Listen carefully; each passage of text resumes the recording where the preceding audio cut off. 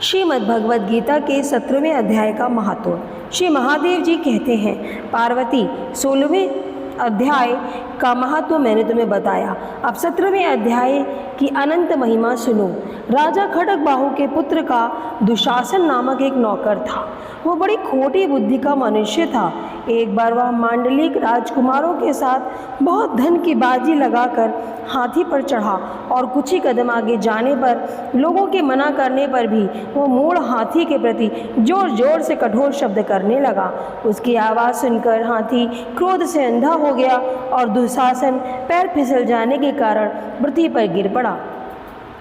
दुशासन को गिरकर कुछ उच्छ्वास लेते देख काल के समान निरंकुश हाथी ने क्रोध में भरकर उसे ऊपर फेंक दिया। ऊपर से गिरते ही उसके प्राण निकल गए। इस प्रकार कालवश मृत्यु को प्राप्त होने के बाद उसे हाथी की योनि मिली और सिंघल द्वीप के महाराज के यहाँ उसने अपना बहुत समय व्यतीत किया। सिंघल द्वीप के राजा की महाराज खड्गबाहु से बड़ी मैत्री थी, अतः उन्होंने जल के मार्ग से उस हाथी को मित्र की प्रसन्नता के लिए भेज दिया। एक दिन राजा ने श्लोक की समस्या पूर्ति से संतुष्ट होकर किसी कवि को पुरस्कार रूप में वह हाथी दे दिया और उन्होंने 100 स्वर्ण मुद्राएं लेकर उसे मालव नरेश के हाथ बेच दिया। कुछ काल व्यतीत होने पर वह हाथी यत्नपूर्वक पालित होने पर भी असाध्य ज्वर से ग्रसित होकर मरणासन्न हो गया। हाथी वानों ने जब उसे ऐसी शोचनीय अवस्था में देखा तो राजा के पास जाकर हाथी के हित के लिए शीघ्र ही सारा हाल कह सुनाया। महाराज, आपका हाथी अस्वस्थ जान पड़ता है। उसका खाना पीना और सोना सब कुछ छूट गया है। हमारी समझ में नहीं आता इसका क्या कारण है। हाथी वानों का बताया हुआ समाचार सुनकर राजा ने हाथी के रोग को पहचानने वाले चिकित्सा कुशल मंत्रियों के साथ उस स्थान पर पदार्पण किया जहां हाथी ज्वरग्रस्त होकर पड़ा था। राजा को देखते ही उसने ज्वर जनित वेदना को भूलकर संसार को आश्चर्य में डालने वाली वाणी में कहा, संपूर्ण शास्त्रों के ज्ञाता, राजनीति के समुद्र, शत्रु समुदाय को परास्त करने वाले तथा भगवान विष्णु के चरणों में अनुराग रखने वाले महाराज, इन औषधों से क्या लेना है? वैद्यों से भी कुछ लाभ होने वाला नहीं है। दान और जप से भी क्या सिद्ध होगा? आप कृपा करके गीता के 17वें अध्याय का पाठ करने वाले किसी ब्राह्मण को बुलवाइए। हाथी के कथनानुसार राजा ने सब कुछ वैसा ही किया। उसके पश्चात गीता पाठ करने वाले ब्राह्मण ने जब उत्तम जल को अभिमंत्रित करके उसके ऊपर डाला तथा दुशासन गज योनि का परित्याग करके मुक्त हो गया।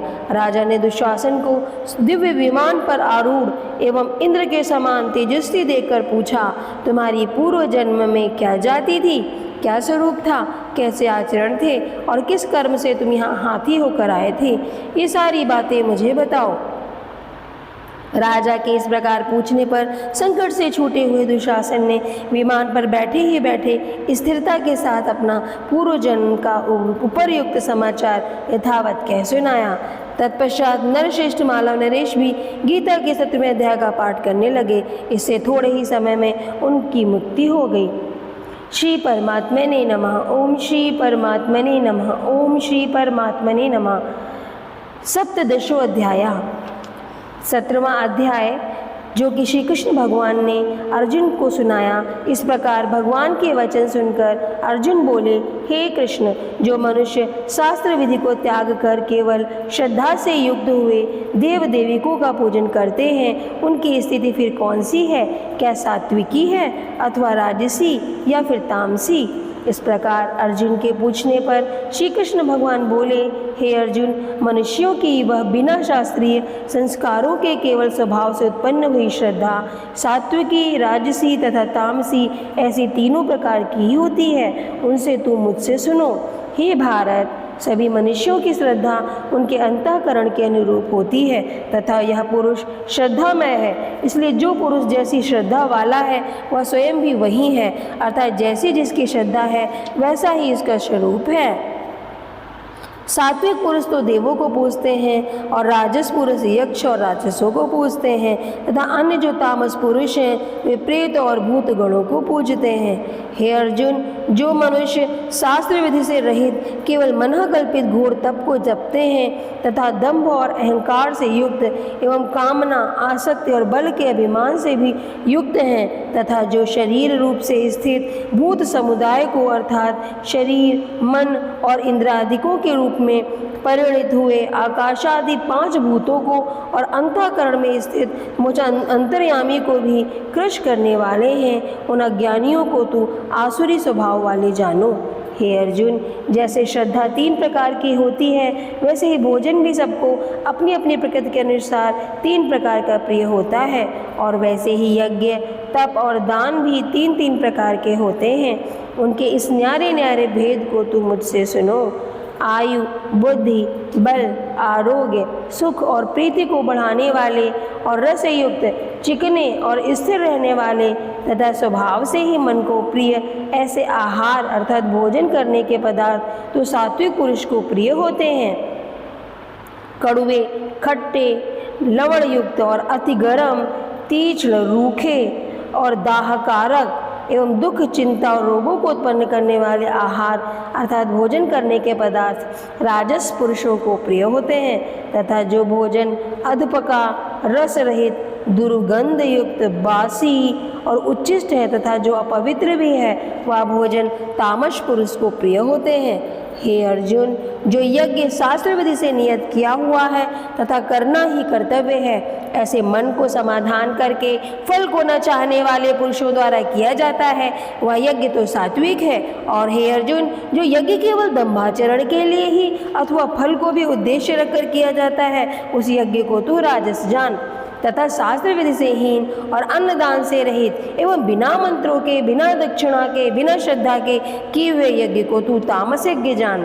हे अर्जुन, देवता, ब्राह्मण, गुरु और ज्ञानी जनों का पूजन और पवित्रता, सरलता, ब्रह्मचर्य और अहिंसा या शरीर संबंधी तप कहा जाता है तथा जो उद्योग को न करने वाला प्रिय और हितकारक एवं यथार्थ भाषण है, जो वेद शास्त्रों के पढ़ने का एवं परमेश्वर के नाम जपने का अभ्यास है वह निसंदेह वाणी संबंधी तप कहा जाता है तथा मन की प्रसन्नता और शांत स्वभाव और भगवत चिंतन करने का स्वभाव, मन का निग्रह और अंतःकरण की पवित्रता ऐसे यह मन संबंधी तप कहे जाते हैं। लेकिन हे अर्जुन, फल को न चाहने वाले निष्कामी योगी पुरुषों द्वारा परम श्रद्धा से किए हुए उस पूर्वोक्त 3 प्रकार के तप को सात्विक कहते हैं और जो तप सत्कार, मान और पूजा के लिए अथवा केवल पाखंड से ही किया जाता है वह अनिश्चित और क्षणिक फल वाला तप यहाँ राजस कहा गया है। जो तप मूढ़ता पूर्वक हठ से मन, वाणी और शरीर की पीड़ा के सहित दूसरों का अनिष्ट करने के लिए किया जाता है वह तप तो तामस कहा गया है। और हे अर्जुन, दान देना ही कर्तव्य है ऐसे भाव से जो दान देश, काल और पात्र को प्राप्त होने पर प्रत्युपकार न करने वाले के लिए दिया जाता है वह दान सात्विक कहा जाता है। और जो दान क्लेश पूर्वक तथा प्रत्युपकार के प्रयोजन के बदले में अपना सांसारिक कार्य सिद्ध करने की आशा से अथवा फल को उद्देश्य रख कर दिया जाता है वह दान राजस कहलाता है। और जो दान बिना सत्कार किए अथवा तिरस्कार पूर्वक अयोग्य, देश काल में कुपात्रों के लिए अथवा मद्य, मांसादि अभक्ष्य वस्तुओं के खाने वालों, चोरी, जारी आदि नीच कर्म करने वालों के लिए दिया जाता है वह दान तामस कहा गया है। हे अर्जुन, ओम तत्सत ऐसे यह 3 प्रकार का सच्चिदानंद घन ब्रह्म का नाम कहा गया है। उसी के सृष्टि के आदिकाल में ब्राह्मण, वेद और यज्ञ आदि रचे गए हैं। इसलिए वेद को कथन करने वाले श्रेष्ठ पुरुषों की शास्त्र विधि से नियत की हुई यज्ञ, दान और तप रूप क्रियाएं सदा ओम ऐसे इस परमात्मा के नाम को उच्चारण करके ही आरंभ होती हैं। तत् अर्थात तत् नाम से कहे जाने वाले परमात्मा का ही यह रूप है। ऐसे इस भाव से फल को न चाहकर नाना प्रकार की यज्ञ, तप रूप क्रियाएं तथा ज्ञान रूप क्रियाएं कल्याण की इच्छा वाले पुरुषों द्वारा की जाती हैं। सत ऐसे यह परमात्मा का नाम सत्य भाव में और श्रेष्ठ भाव में प्रयोग किया जाता है। हे पार्थ, उत्तम कर्म में भी सत शब्द प्रयोग किया जाता है। यज्ञ, तप और दान में जो स्थिति होती है वह भी सत है, ऐसा कहा जाता है। और उस परमात्मा के अर्थ किया हुआ कर्म निश्चय पूर्वक सत है। हे अर्जुन, बिना श्रद्धा के होमा हुआ हवन तथा दिया हुआ दान और तपा हुआ तप, जो कुछ भी किया हुआ कर्म है वह समस्त असत कहे जाते हैं, जो न तो इस लोक में लाभदायक है न मरने के बाद ही।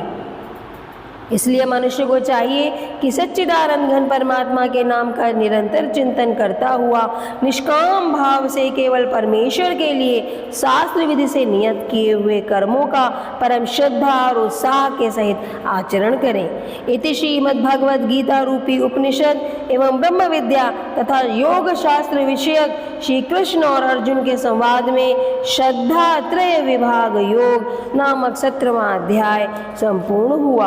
ओम नमो भगवते वासुदेवाय नमः। ओम नमो भगवते वासुदेवाय नमः। ओम नमो भगवते वासुदेवाय नमः।